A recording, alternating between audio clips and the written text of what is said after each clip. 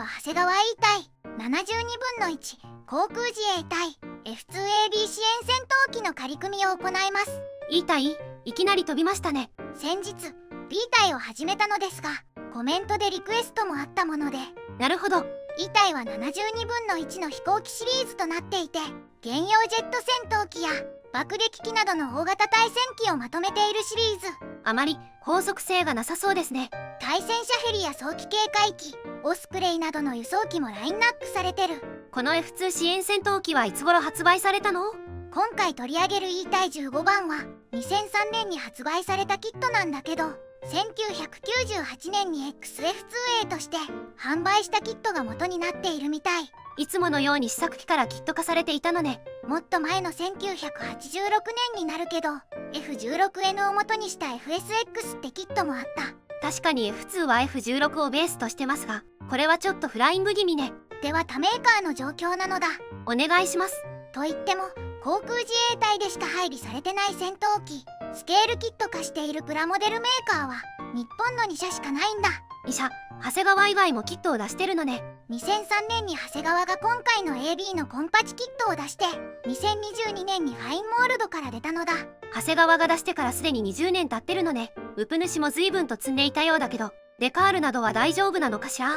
先に紹介した通り F16 がベースとなっている戦闘機、購入したものの F16 をよく作っていたってのもあり、なかなか触手が動かなかったってのがある。そんなことやってたらファインモールドから出てしまったのね。そうなると余計に触手が動きません。新しい分ファインモールドの方がよくできてるんでしょうね。ファインモールド版はとにかく合わせ目ができない工夫がされている。先日取り上げた F15 もそうでしたね。そうそう、この F2 も長谷川版よりもファインモールド版の方が需要があるかと思うが、あえて今回はリクエストに応えて取り上げてみるのだ。なるほど。その他には完成品となるけどホビーマスターからも出ている。ホビーマスターはダイキャストモデルだからちょっと違いますかね。まずはパッケージ内容を確認するのだ。お願いします。パッケージイラストは遥か上空を飛ぶ2機の F2 なのだ。洋上迷彩がいいですね。この洋上迷彩色は大好きで F4 の洋上迷彩キットも積んでいる。 F4 はファインモールド版を積んでるのね。では中身を開けていくのだ。グレーのランナーが8枚、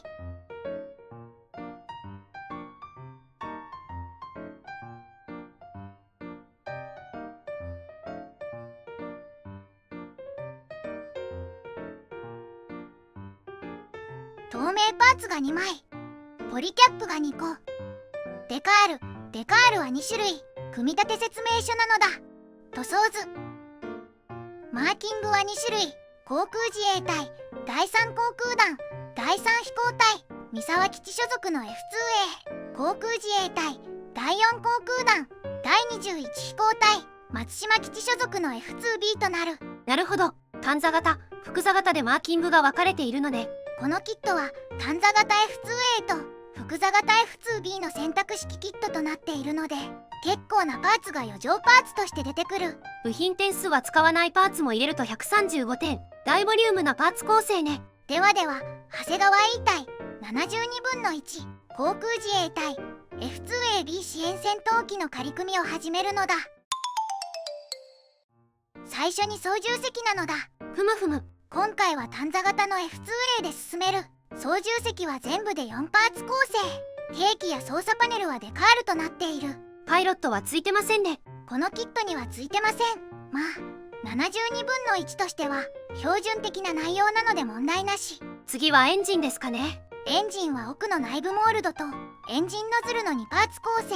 奥のモールドパーツを後で胴体に挟み込む。この段階ではパーツを切り出して終了ね。次はエアインテーク部分なのだ。エアインテークは全部で5パーツ構成。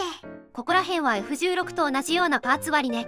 エアインテークは左右パーツに前足甲を挟み、エアインテーク甲を前から接着する。内部は先に塗装した方が良さそう。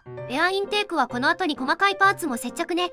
この時接着するパーツは F2A と F2B とで違う部分もあるので注意が必要。なるほど。次は主翼と胴体なのだ。いわゆるしの字ですね。胴体は上下分割で3パーツ構成。上部が前後で分割されてるのね。F2A と F2B で上部の全部分が選択式となってるので。なるほどね。それで操縦席と試脚庫の仕切り板2枚、水平尾翼用のポリキャップ2個とエンジンの奥部分を挟み込んで接着。塗装後に接着が望ましいかな。いろいろと挟み込みますね。それと機種に重りが必要となる。組み立て説明書では 5g となっている。胴体のモールドはどうでしょうか？胴体は筋彫り用モールド。比較的最近のキットなので深さや細さは問題なしかな。気になる部分のみ彫り込んだ方がいいかも。次は主翼ですね。主翼は左右それぞれを胴体に差し込んで接着。こちらも筋彫り用モールドですね。こちらも気になる部分は彫り直すぐらいでいいかもね。最後に垂直、水平尾翼。垂直尾翼は2パーツ構成。水平尾翼の付け根が分割されているので接着。F16 と同じパーツ分割ね。水平尾翼はそれぞれ1パーツずつで胴体に差し込む。水平尾翼はポリキャップなので楽ですね。次はクリアパーツや足回りや吊るし物なのだ。ふむふむ。キャノピーは3分割となっているので操縦席の開閉選択が可能。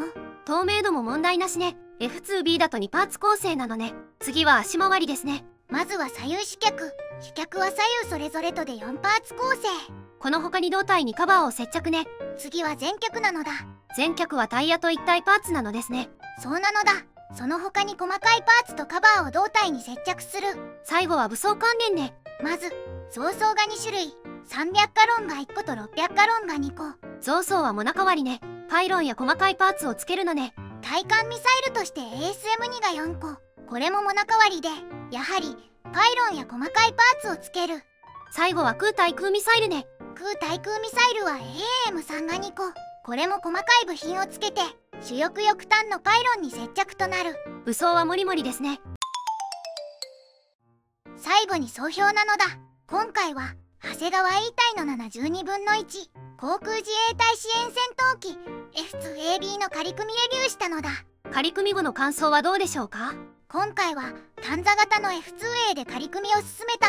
特に苦労するところはなく進められたかなと思う。近年発売したキットなので整合性も問題なしね。と言っても20年前のキットですが、長い間このキット以外は発売されてなかったので F2 が作りたい場合はこのキットを選択するしかなかった。ファインモールドが出た現在でも十分選択肢に入るキットかなと感じた。ファインモールド版との違いは？ファインモールド版を見ていないので具体的には言えないのだが、まあそうですよね。組み立て説明書で見た感じだと操縦席や座席シートのディテールアップ、エアインテーク内部が再現されている、タイヤとホイールが分割されているなど塗装作業が楽になっている、対艦ミサイルが2種類ついているなどの違いを感じられた。まあ後から出たので当然良くなってるでしょうね。価格面では長谷川に分がある。長谷川が税込み1980円でファインモールドが税込み3740円で、長谷川は選択式キットとなっているので購入後にどちらを作るかの選択ができる。購入後に選択できることと価格が安いことが長谷川を選ぶ理由となるわけね。ではでは動画を最後までご視聴していただきありがとうございますなのだ。チャンネル登録と高評価をお願いしますなのだ。次回以降も飛行機プラモデルのレビューを続けていくのだ。ではバイバイ。